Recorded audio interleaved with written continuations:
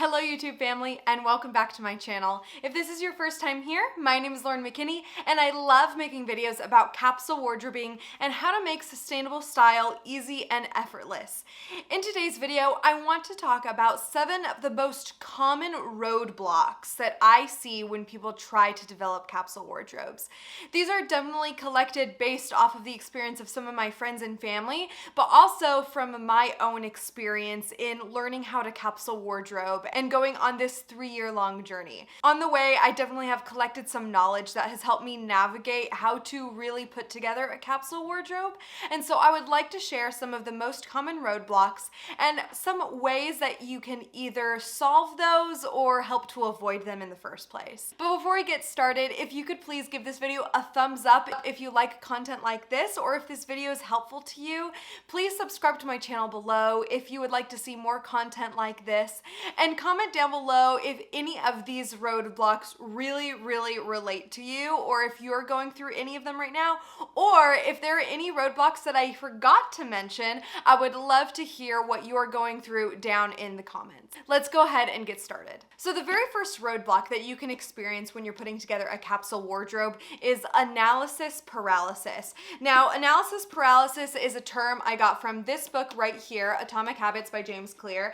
It's one of the best habit developing books that I've ever read, actually, and I've read quite a few, but it just always has really great timeless advice that is easy and simple and really actionable. So definitely a quick plug for that. I really recommend it. It's a great book. But essentially, analysis paralysis is when you start working on something and you get so stuck on thinking about it and analyzing what you should be doing or what your next steps should be that you forget to actually take action. Now, don't get me wrong, it's important to be intentional with your choices and to give some thought to where you're gonna go so that you have some direction in your capsule wardrobe. But there comes a point where thinking about it is gonna get you nowhere and you just have to start doing. That can definitely sound a little bit scary, especially since capsule wardrobing is meant to really help curb these very quick and hasty shopping decisions. But just like with everything, there comes a point where you just need to start. And so there are 2 things that I think are important to remember when you're stuck in analysis paralysis in a capsule wardrobe. The first one is to remember that the process of developing a capsule wardrobe is really experimental, and that's okay. So it's totally all right to buy something and wear it for a little bit and figure out that it doesn't really suit your capsule wardrobe. There's definitely no way that you're going to get it right the first time, and that's okay. It's about learning about yourself, about learning your own personal style, and slowly developing something that will suit you for a really long time to come. So it's an experimental process. It doesn't have to be one and done. So my advice for getting out of this analysis paralysis is to move really slowly forward, but still move forward. And by slowly, I mean only purchase or take action on 1 or 2 things at a time. So if you're at the wish list stage of your capsule wardrobe and you're ready to start adding pieces to your wardrobe, maybe only add 1 piece and wear it for a few months and figure out if that's something that you like. And then when you're done with that, buy another piece and test that one out, see if it's something that you like. By moving through it slowly, you're not staying in analysis paralysis by just being frozen and still and not doing anything, but you're also not just going out and binge shopping and buying everything at once and then learning that nothing that you bought suits you. So take it slow, 1 at a time, but don't forget to move forward. The second roadblock that you can experience as you're putting together a capsule wardrobe is body changes. Now, I wouldn't call body changes a roadblock, but it can be something that presents some difficulty. So whether you have gotten pregnant or you've put on some weight or you've lost some weight, it's normal for our bodies to fluctuate and change depending on the stage of life that we're in. So there's nothing that you should be worried about in terms of that. This is something that I definitely experienced over over quarantine. I know a lot of us have. I just want to say that you shouldn't be hard on yourself if you do experience body changes. And so one thing that I think is important is to not say, I'm gonna wait until my body changes back to what it was or what it should be, and then I'll continue capsule wardrobing. Absolutely not. You need to shop for the body that you're in right now, or else you're going to come to resent yourself and resent the capsule wardrobing process. And that's the opposite of what we want. So my advice to you to overcome this roadblock is to store away the clothes that no longer fit you in this stage of life so that they don't make you feel guilty or make you feel bad or make you wish for something that you were or make you wish for the future. Stay focused on the present. It's okay to purchase clothing for the body that you're in right now. And if you have the means to make those sustainable purchases or the time to go secondhand shopping, that's great. You also shouldn't feel guilty for buying fast fashion if you're growing a baby or if you are gaining some weight or losing some weight. You shouldn't feel guilty about that. It's about going out and buying huge hauls of fast fashion repeatedly that are really bad for our environment. So definitely shop for the body that you're in right now and don't let yourself feel bad or feel guilty for not having a wardrobe that suits you 100%. Always remember that your clothes need to fit you, not you fit the clothes. The third roadblock that you could run into when you're developing your capsule wardrobe that can make it hard to move forward is not knowing your color scheme. Now, in one of my last videos, I kind of did a little bit of an overhaul on my color scheme by replacing some cooler neutrals with warmer neutrals and adding some more color, and that's okay. Just because you have a color scheme doesn't mean it needs to stay static. These kinds of things can change. They're organic. They grow alongside you, alongside your life. So don't feel like you have to develop a color scheme that is like hard and fast. It can change, but it's important to have some kind of idea as to the kind of colors that you like and enjoy wearing so that you can have a guiding light as you buy new clothes for your capsule wardrobe or as you curate the pieces that you already own. So the way to solve this is to, of course, figure out your color scheme. That can sound a little bit daunting and a little bit tough, but I would say that a great rule of thumb is to start with 3 or 4 basic colors that you know you enjoy wearing. If you don't know what those are, I really suggest going over to Pinterest and just start pinning things, anything. It can be landscape, it can be home decor, it can be clothing, it can be whatever. But don't try to curate it too hard. Just pin it. If you like it, pin it. And then go back to those and see if you can find any recurring color patterns.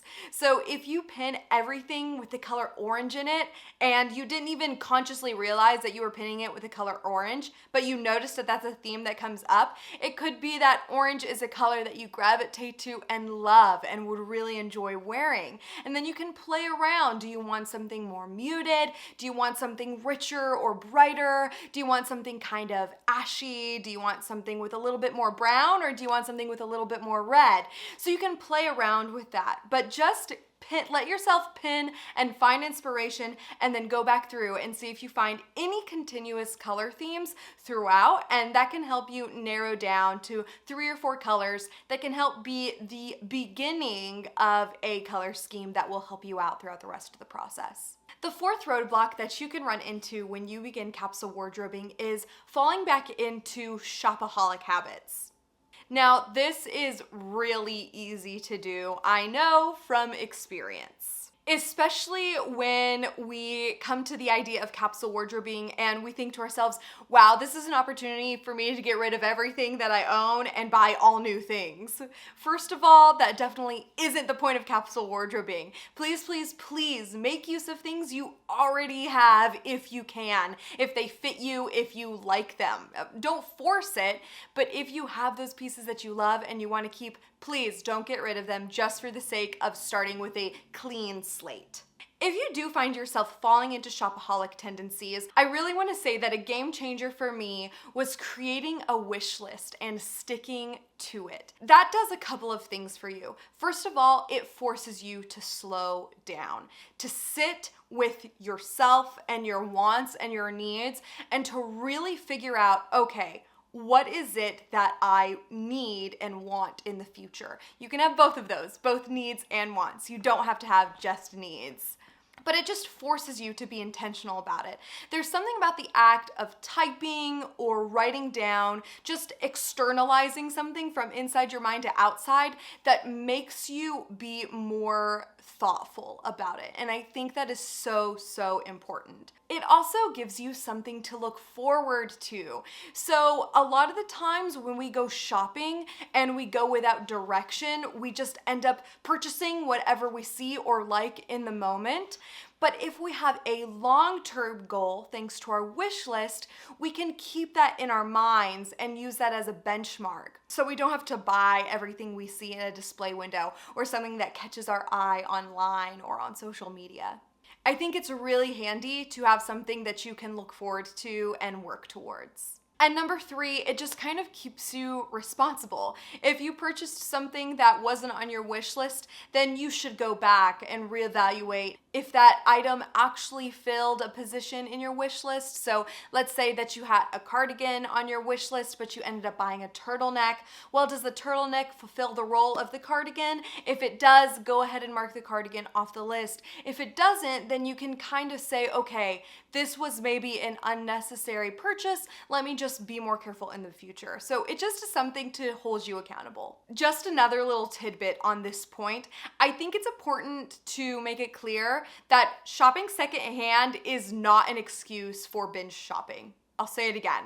Buying secondhand is not an excuse for binge shopping. Buying secondhand is still consumption. So just because it's secondhand doesn't mean you can buy whatever you want and hundreds of dollars on whatever it is that you want and then buy it and not wear it and then throw it away, right? So you still want to be thoughtful and careful even when you're shopping secondhand. And I would say even more so when you're shopping secondhand, because it can get really easy to get into that mindset of, oh, I'm thrifting this, or oh, this is secondhand, or oh, this is vintage, so I don't have to think about it enough.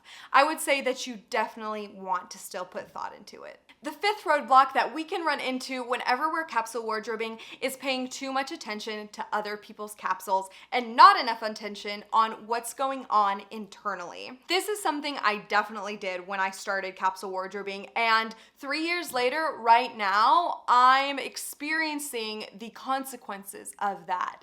So I've said it in videos before, but I'll say it again just in case you don't know. But when I first started capsule wardrobing, Sina from Use Less was a huge inspiration to me, and she really helped. But our styles are a bit different. However, I convinced myself that our styles were the same.